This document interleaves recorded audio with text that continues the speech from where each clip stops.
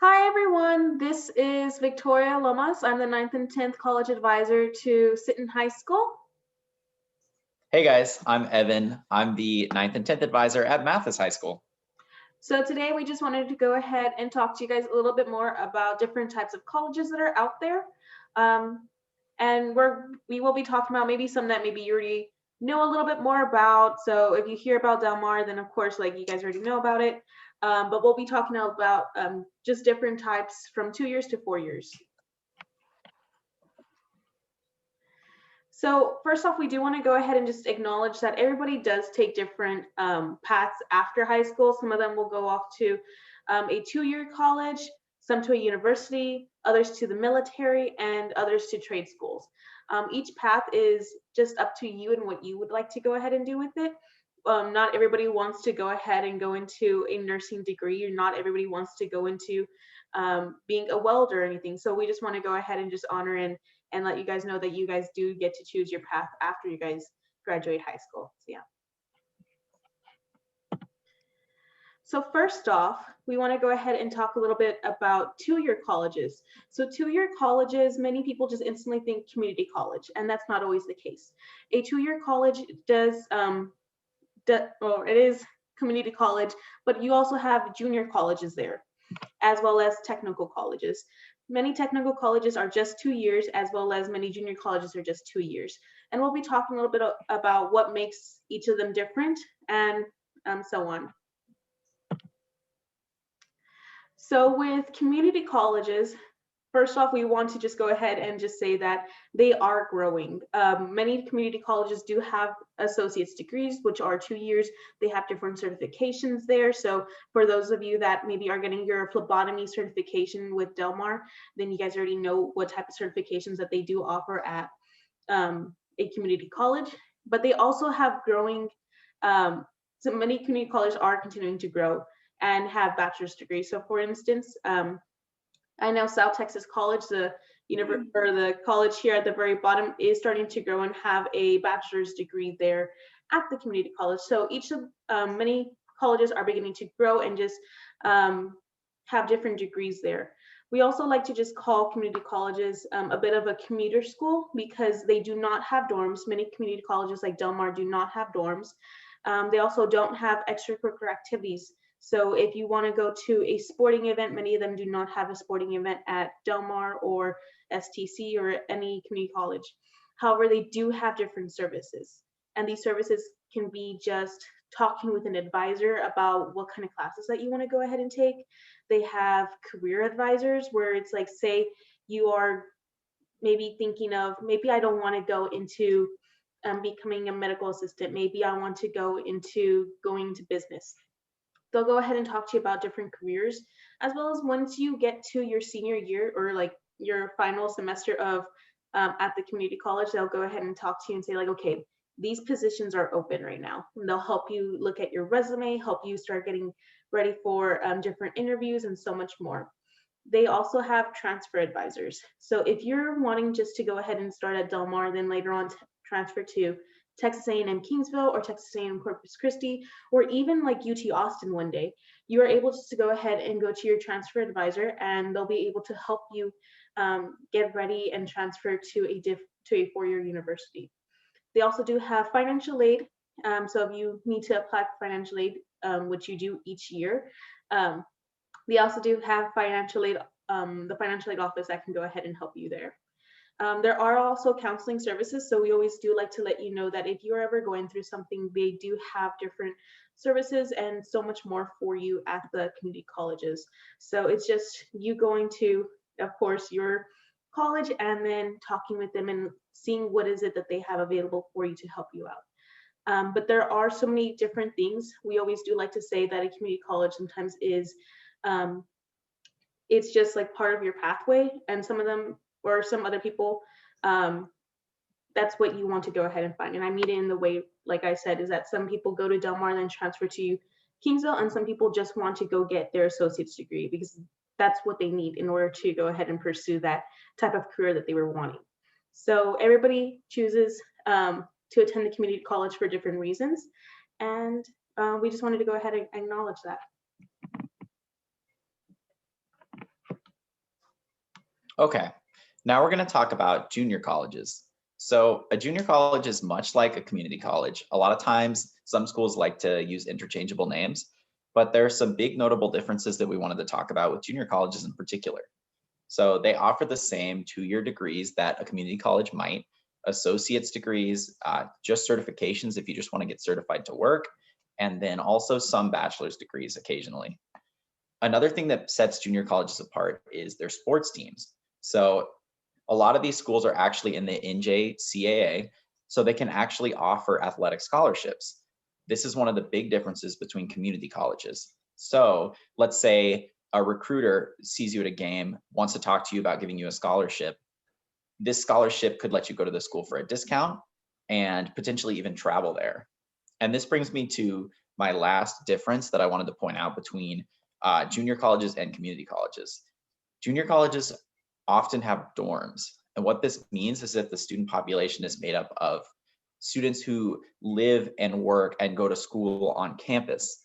At your average community college, this is just mainly students from the surrounding area who drive into school, they're commuters, and then they go do their job, live their life, right? At a lot of junior colleges, it feels kind of like a 4-year school, that dorm, that college spirit environment. It's not that there isn't a college spirit at community colleges, but at a junior college, it's a little more tight knit because you live and work and study with the same students.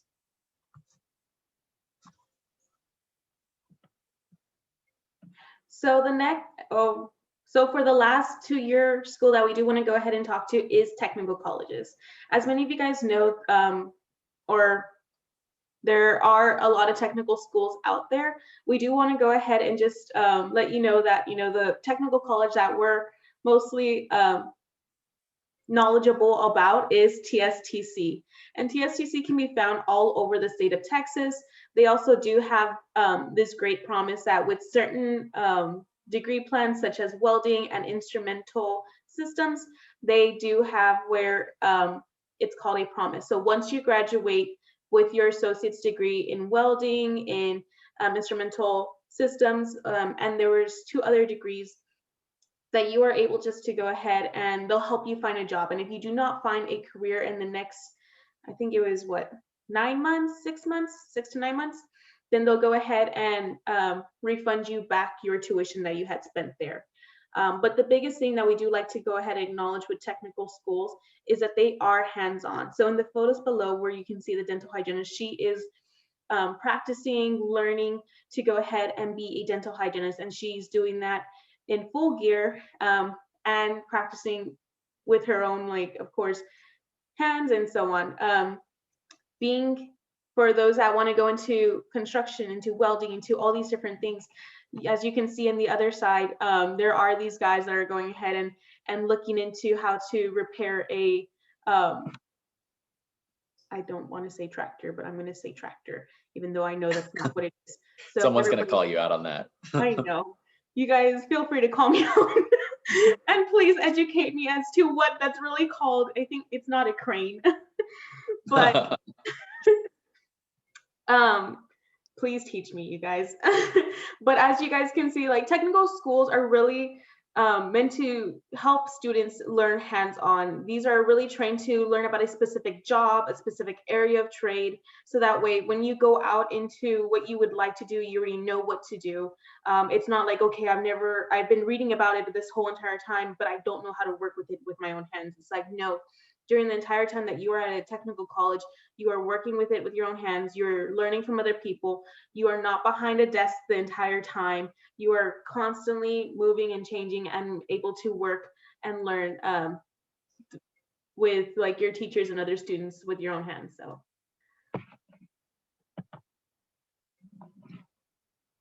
Okay, guys, let's get into 4-year universities. So this is when someone says the word college, this is probably the first image that comes to your mind. Some big schools listed here on the right are really good examples of 4-year colleges.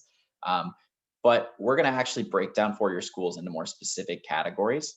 So I'm not going to read them all out for you. You see them right there, but we'll go over them in the next few slides. So the first type of four-year university that we do want to go ahead and talk about is private schools. Private schools do have a religious affiliation. However, that does not mean like, oh, I have to be Catholic in order to go to this university. No, the thing about private schools is that they were created and founded by a church. So that was the biggest thing with private schools. It's that, and you'll be learning from in the next slide about public, but private schools, when they were first created, it was a church that had created it, and from there they just continued to grow. And the only biggest thing there is that, and not all private schools do have this, but a certain amount of them do, where in your first year there, they do want to go ahead and just have you take one course, a world religion course, and it's more just so that way you are knowledgeable, you are aware of the different religions that are there, and they'll be teaching you about, of course, Christianity, Catholic religion, Buddhism, all these different things, and it's just for you to be knowledgeable and aware. The other thing about private schools is that they do have smaller class sizes. So when you're attending a class, you'll probably be having maybe a 15-to-1 ratio. So maybe it's 15 students to one professor, or smaller, or maybe even a little bit bigger. However, it is a very smaller class size in comparison to maybe public school or other schools. Private schools also do have sports teams. So please don't shy away from attending a private school because you think maybe, oh, they're all about this or that. They do have sports teams there, and they do have events. So for those of you guys that are wanting to go into playing football, UIW does have a football team. For those of you guys that are wanting to be part of just different events, there's a big celebration there in San Antonio called Fiesta, and St. Mary's does take part of it. To learn more about different private schools, or just talk more about private schools, on Wednesday, February 17th, we will be having a college recruiter, and this will be more into the announcements, but we will be talking with the St. Mary's College rep. So you'll be able to go ahead and talk to different college recruiters from different private schools and just ask them, what is the biggest thing? What was your experience there attending a private school? However, we do always like to let you know that there are so many things that are available for you at a private, and such as scholarships and many other things going on there. So, yeah. Okay, and then on the flip side, there are public schools. So I won't get too into depth about this, but public colleges are funded by the state through taxpayer dollars. So what that means is they can afford to be a little cheaper because they're not relying on private donors. So generally, if you want the cheapest four-year education possible, you're probably going to get it at a public school. One of the big differences, however, with public colleges versus private is that they have much larger class sizes. So because more students are attracted to these big schools, UT, A&M, UTSA, that results in bigger classes. As a freshman, you're going to maybe be in an auditorium with 200, 300 students. What that means is that it's very rare to get one-on-one time with your professor, with your teacher during class. You'll have to go outside of class to really meet with your teachers. So if you're someone who really wants more one-on-one interaction with your teacher during class, then maybe a private school or a two-year would be a better choice for you. However, these schools do have the same kind of resources that the private colleges do. One other thing that they do have is more majors to choose from because they can afford to hire more professors for a variety of subjects. It's not that they give a better education, but they do have more variety if you want to take some random different subject classes or major in something that's maybe a little uncommon. One big thing you need to know about public schools is that with private colleges, this isn't necessarily the case, but with public schools, it matters whether it's in your state or out of your state. Because remember when I said that they're paid for by taxpayer dollars? This matters here. If you're traveling out of state to go to a public school, let's say in Alabama, then you're going to have to pay that out of state tuition. And this is when it starts to get pricier. Sometimes it's even double what you would have paid as an in-state student. So there's a couple different ways you can navigate that, and I'll go over that in just a minute.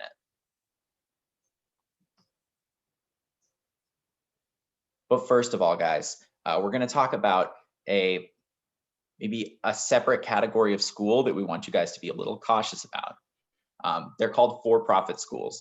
And what that means is that they run like a business, Unlike schools that take taxpayer money or donor money and try to give the best education possible, not just to make money, for-profit schools operate as business, which means your tuition dollars make them money. They want to make as much money as possible.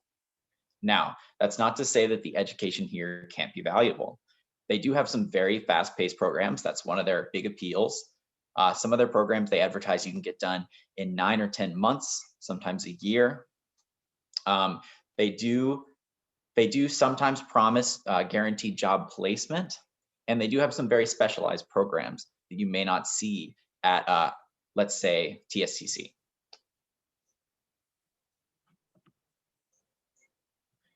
But let's talk about why I want you to be careful about for-profit schools. So the first problem is that a lot of times students start their degree, they get a job while they're doing it, and they decide not to finish, or they get too lost or confused. These schools are a little hard to navigate, and they may drop out. And what that means is you lose that big price tag, that tuition that you paid to go to these more expensive schools.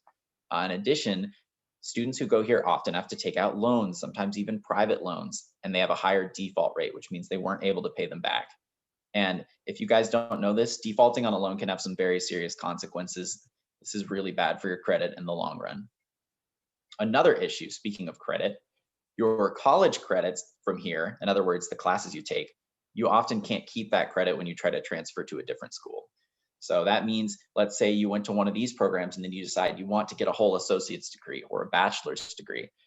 You try to go transfer and they tell you, sorry, your credits are no good here. The school you went to wasn't accredited. So you're going to have to start from ground zero. You're going to be a freshman. So you just lost all that money you spent on your for-profit school education. In addition, of course, they're a business. They want to look good. They'll inflate the numbers on their job placement rates. So this can make it seem more beneficial to you than it really is. So there are some students who can benefit from for-profit schools, but statistically, this is normally students in a high-income family who have a lot of parents or family members who already have college degrees, because these schools are really hard to navigate. They're confusing, they're expensive. You need a lot of people around you who are ready to explain to you how it works, because the school won't necessarily be helping you. So I really advise that as you're looking at schools, as you're getting maybe emails, physical mail, advertising schools, do your research. If you haven't heard of them, if they seem too good to be true, because they often do sound too good to be true, look them up. You can ask your counselor, you can ask your college advisors, us, and you can just even look them up on Wikipedia. Wikipedia will almost always tell you in the first paragraph whether the school is for-profit or not for-profit. So just make sure you do your research. Thank you, Evan.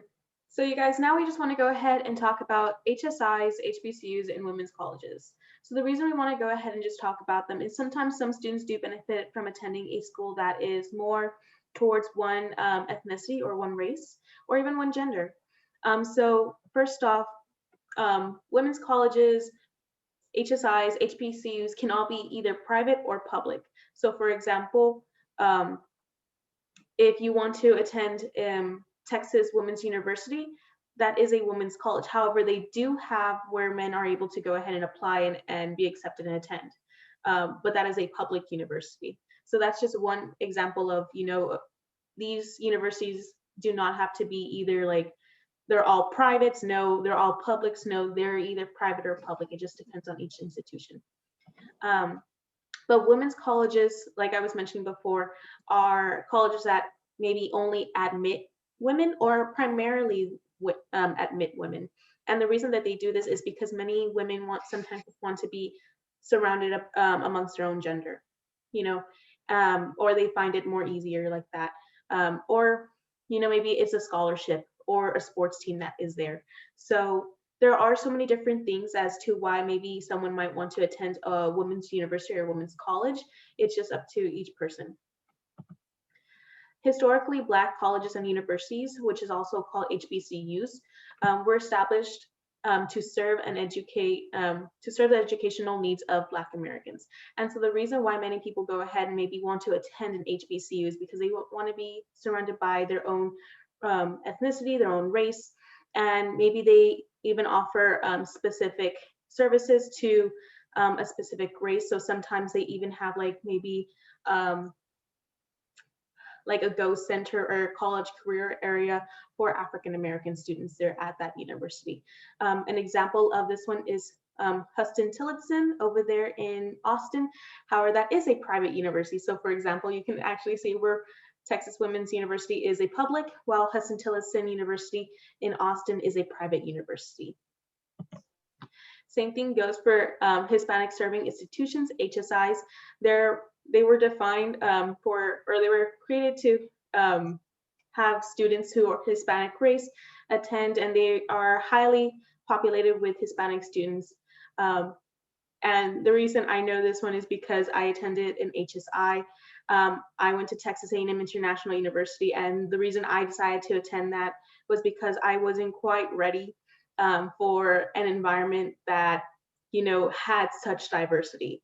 But the biggest thing that I do want to go ahead and say is that just because you attend an HSI or HBCU or a women's college does not mean that you won't be exposed to diversity. I can say that when, you know, attending Texas A&M International, there was so much diversity. I got to meet so many different ethnicities, people around the world. Some Indians that were there at the university, I got to take part in many of their celebrations, learn so many things from them. So just because you are attending a university, such as a women's college, HBCU or HSI, does not mean that you won't be exposed to diversity. You will still be exposed to it. And that's always one of the greatest things about attending a four-year university, is that no matter where you go, there is diversity all over the place. All right, thank you guys for sticking with us so long. We're almost done. Before we stop, I wanted to talk to you a little bit about the difference between in-state and out-of-state, because I mentioned this earlier when we were talking about public colleges. Some of the big differences, I have them written out here. In-state schools, so Texas schools, they're going to be less expensive. You don't have to pay that out-of-state tuition, so they're way cheaper. You get to be closer to your family, and it's easier to travel and see them. You can see them more frequently. You don't have to buy plane tickets.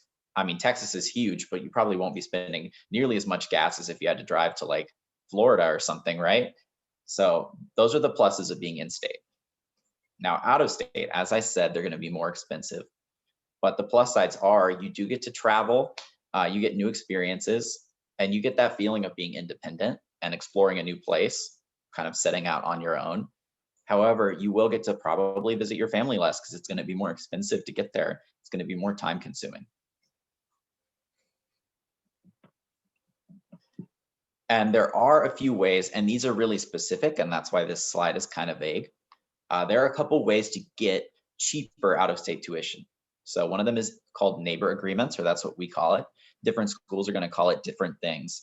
Basically, at some neighboring states to Texas, you can get in-state tuition offered because they maybe don't have enough students coming from their local area. So they're willing to offer out-of-state students from nearby states cheaper tuition. Second of all, there are some states that have just so few college-age students that they're able to offer cheaper out-of-state tuition, like Hawaii. So you can, even though the plane tickets are expensive, you can get decently cheap out-of-state tuition at certain schools in Hawaii, and there are probably other states that are really good examples of this. And last but not least, there are some very specific schools that will offer you in-state tuition if you earn even a single scholarship. So you can nickel and dime your way through their scholarship application, try to get every single one that you can. And if this is one of those schools, you get one $500 scholarship, boom, that's in-state tuition and you save a bunch of money. So thank you guys so much for sticking with us. We hope that this presentation has been so useful to you. If you do have any more questions, please go ahead and just contact your college advisor. So either Evan or I, and we'll go ahead and talk to you guys a little bit more about the different colleges if maybe you were confused about one of them. I'm gonna go ahead and just move us down there. So we did have our CBOS and Khan Academy YouTube live stream just the other day. But if you weren't able to go ahead and attend, please know that you are able to go ahead and rewatch it there. It is there on our YouTube channel where this video is too. But next Wednesday on February 17th, we will be having the St. Mary's rep and he'll be talking to us all about St. Mary's, the different traditions, different majors there, and so much more. He'll even be talking a little bit more about his experience attending being a student at St. Mary's University. So please attend. We really hope to see everybody there and be able to learn more a little bit about private universities. We also will be having a FAFSA verification webinar. So for our seniors and even a little bit about for our juniors, so that way you're aware for when you enter into your senior year. You'll be learning so much about verification, why it's important, why you were selected, and what are the steps that you need to take because you were selected for verification. I do want to go ahead and just let you know that the following on March 3rd, we will be having a college rep visit from Texas A&M San Antonio. So although this one is not up on the announcements yet, he just went ahead and let us know today that he will be doing the March 3rd college rep visit. So you guys, I hope to see you all there and whatnot.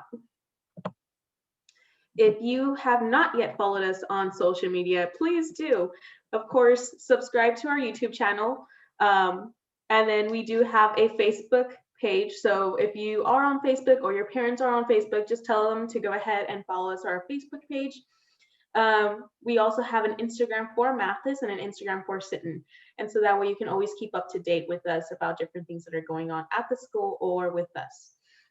We also have a Twitter page as well as a website. So please go ahead and check out both of them as well. Okay.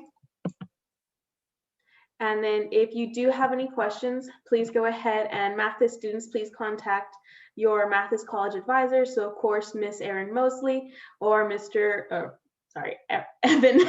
Just Evan. Evan, he's not Mr. Evan. But yes. And then of course, if you are a Sitten College advisor or Sitten student, please just contact me or Nathan. We are always here just to go ahead and help you out and talk. We're always free, so please just go ahead and text us or email us and whatnot. Well, if you do have any questions, please go ahead and contact your college advisor like how I've been saying and whatnot. But I hope that you guys do have a really great rest of your day. And we know it's currently cold and icy, so please stay warm. Thanks for coming. How do I stop?